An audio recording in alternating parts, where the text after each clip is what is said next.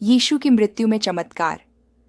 प्रकाश के बुझने के सामने धरती चुप। कार्डिक सिखाते हैं कि सुसमाचार लेखकों द्वारा वर्णित चिन्ह, सूर्य का अंधकार, मंदिर का पर्दा फटना और धरती का कंपन को प्रकृति के नियमों का उल्लंघन करने वाले चमत्कारों के रूप में नहीं समझा जाना चाहिए, बल्कि उन्हें भौतिक और आध्यात्मिक घटनाओं के रूप में देखा जाना चाहिए, जो एक गहन नैतिक और ग्रहणीय महत्व के घटना के साथ मेल खाते हैं।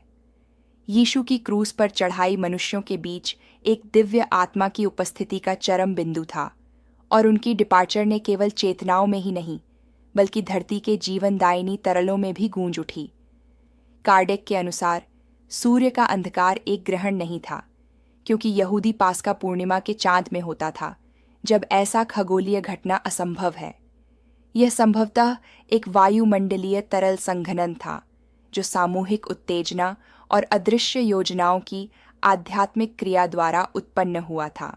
ओ सार्वभौमिक तरल, भावनाओं और जीवन का वाहन, घटना की आवृत्ति की तीव्रता पर प्रतिक्रिया करता है, जैसे कि स्वयं प्रकृति दुनिया के दर्द के लिए शोक में ढक गई हो।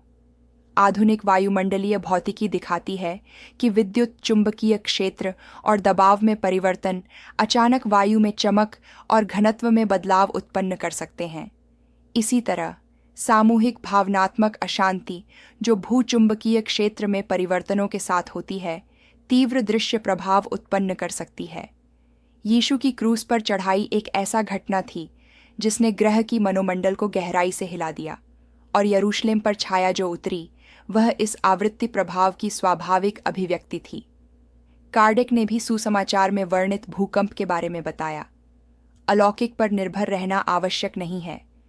यहूदी क्षेत्र भूकंपीय दोषों से कटा हुआ है और छोटे झटके सामान्य हैं, लेकिन प्रतीकवाद भव्य है।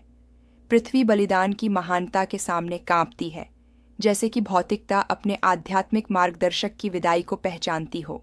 यह भूकंप उस नैतिक परिवर्तन का भी रूपक है जो सुसमाचार मानव इतिहास में लाएगा। चेतना की क्रांति।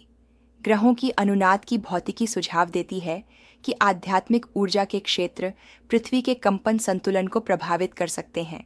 यीशु, अत्यंत शुद्धता का आत्मा, उस दिव्य क्षेत्र के साथ निरंतर सामंजस्य बनाए रखते थे जो दुनिया का समर्थन करता है। उनकी मृत्यु के क्षण में इस शक्तिशाली कंपन की अचानक वापसी ने वातावरण और पृथ्वी के चुंबकत्व में स्पष्ट तरल विक्षोभ उत्पन्न किया हो सकता है, दंड के रूप में नहीं, बल्कि एक ग्रह के प्राकृतिक ऊर्जा समायोजन के रूप में, जो अस्थायी रूप से उस कंपन पर ध्यान केंद्रित करने में असमर्थ था जो उसे सहारा देता था।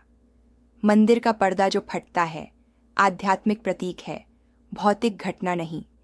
यह मानव और दिव्य के बीच की बाधा के टूटने का प्रतिनिधित्व करता है, बाहरी पूजा का अंत और हृदय की आंतरिक पूजा की शुरुआत। यीशु की मृत्यु मनुष्य के लिए चेतना के पवित्र स्थान को खोलती है, उसे औपचारिक कानून से मुक्त करती है और सीधे भगवान के साथ सामंजस्य में आमंत्रित करती है। ओ स्पिरिटिज्म इस व्याख्या की पुष्टि करता है, यह दिखाते हुए कि मसीह के बाद तार्किक विश्वास अनुष्ठान को प्रतिस्थापित करता है और आंतरिक प्रकाश मंदिर की छाया को प्रतिस्थापित करता है। जो कब्रें खुलती हैं और मृतक जो उठते हैं, आध्यात्मिक जीवन के रहस्योद्घाटन का प्रतीक हैं। यीशु की मृत्यु के साथ वह पर्दा जो दुनियाओं को अलग करता था, उठ गया और आध्यात्मिक आदान प्रदान एक संवेदनशील वास्तविकता बन गया। जो सुसमाचार लेखक मृतकों की प्रकटता के रूप में वर्णित करते हैं, वह मुक्त आत्माओं की अभिव्यक्ति है जो उस घटना के साथ आई तीव्र तरल क्रिया द्वारा दृश्य होती है। पृथ्वी आध्यात्मिक रूप से चुंबकीय, अस्थायी रूप से योजनाओं के बीच विस्तारित संचार का एक क्षेत्र बन गई। आधुनिक भौतिकी मानती है कि हर तीव्र ऊर्जा का रूप व्यापक पैमाने पर निशान और गूंज छोड़ता है। यदि यह पूरी तरह से भौतिक घटनाओं में होता है, तो जब शामिल ऊर्जा दिव्य प्रेम की होती है तो यह और भी अधिक होता है। यीशु की मृत्यु एक प्रकाश की तरंग थी जो पृथ्वी के पार फैली, झात उच्चतम चेतना का प्रभाव जो क्षेत्रों और चेतनाओं को परिवर्तित करता है। आध्यात्मिक न्यूरोसाइंस सिखाती है कि सहानुभूति और करुणा का सामूहिक ऊर्जा क्षेत्र पर वास्तविक प्रभाव होता है। उस क्षण में ग्रह के चारों ओर दिल, भले ही अनजाने में, मसीह के नाटक को महसूस कर रहे थे, उद्धारक दर्द और पूर्ण प्रेम की सार्वभौमिक तरंग। यह मानवता के लिए दर्ज पहली ग्रहणीय हलचल थी, एक आध्यात्मिक प्रतिध्वनि जो अभी भी हमारी सभ्यता में गूंजती है। कार्डेक का कहना है कि असली चमत्कार सूर्य का अंधेरा होना या भूकंप नहीं था, बल्कि यीशु की मृत्यु का नैतिक और आध्यात्मिक प्रभाव था, जिसने मानवता के लिए एक नए युग की शुरुआत की। प्रकृति ने रहस्य के लिए नहीं, बल्कि तरंगीय सहानुभूति के लिए दुखी होने का अनुभव किया। जब आत्मा ऊंचा उठती है तो सब कुछ सामंजस्य में होता है, और जब प्रेम को चोट पहुंचती है तो सब कुछ परेशान होता है, क्योंकि जीवन परस्पर निर्भर तरंगों का जाल है।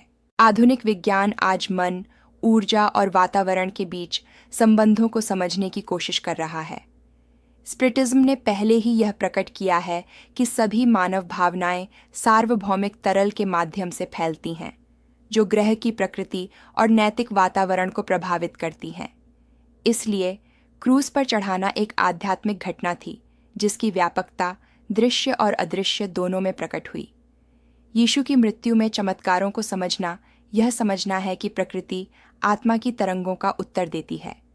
जब प्रेम को नकारा जाता है तो दुनिया कांपती है, जब क्षमा खिलती है तो प्रकाश लौटता है।